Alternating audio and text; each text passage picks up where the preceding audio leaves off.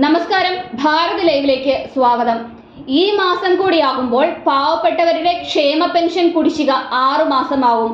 ഇടത് സർക്കാർ ജനങ്ങളെ പറ്റിച്ച് പാട്ടിലാക്കാനായി കണ്ടെത്തിയ മാർഗമായിരുന്നു ക്ഷേമ പെൻഷൻ. ഈ മാസം കൂടിയാകുമ്പോൾ പാവപ്പെട്ടവരുടെ ക്ഷേമ പെൻഷൻ കുടിശ്ശിക 6 മാസമാകും. ഇടത് സർക്കാർ ജനങ്ങളെ പറ്റിച്ച് പാട്ടിലാക്കാനായി കണ്ടെത്തിയ മാർഗമായിരുന്നു ക്ഷേമ പെൻഷൻ നൽകുക എന്ന തട്ടിപ്പ്. അതിൽ ജനം വീഴുകയും ചെയ്തു. എന്നാൽ ഇപ്പോൾ പെൻഷനെ വിശ്വസിച്ച് കഴിഞ്ഞിരുന്ന പാവപ്പെട്ട ജനങ്ങൾ വീണ്ടും ദുരിതത്തിലേക്ക് പോവുകയാണ്. പെൻഷൻ കൊടുത്തു തീർക്കാൻ 4800 കോടി രൂപ വേണമെന്നിരിക്കെ അത്രയും പണം എടുക്കാനില്ലാതെ കടുത്ത സാമ്പത്തിക പ്രതിസന്ധിയിലാണ് സർക്കാർ ഇപ്പോഴുള്ളത്.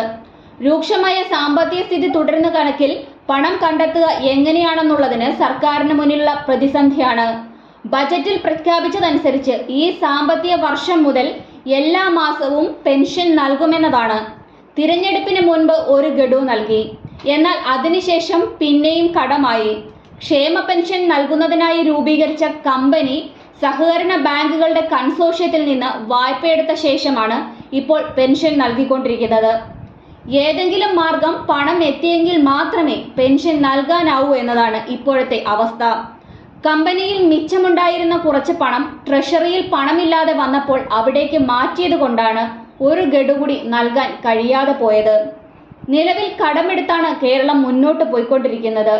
38,000 കോടി ആയിരിക്കാം കടമെടുക്കാനായി കേന്ദ്ര സർക്കാർ അനുവദിക്കാൻ പോകുന്ന പരിധി. ഈ തുകയിൽ നിന്ന് പെൻഷൻ നൽകാൻ മാത്രം 10,000 കോടിയിലധികം നൽകേണ്ടി വരും എന്നത് കേരളത്തിലെ സാമ്പത്തിക സ്ഥിതിയെ ചെറുതായിട്ടല്ല ബാധിക്കാൻ പോകുന്നത്. അതുകൊണ്ട് തന്നെ പെൻഷൻ പ്രായം ഉയർത്തുന്നതിനെ കുറിച്ചും സർക്കാരിന്റെ ആലോചനയിലുണ്ട്.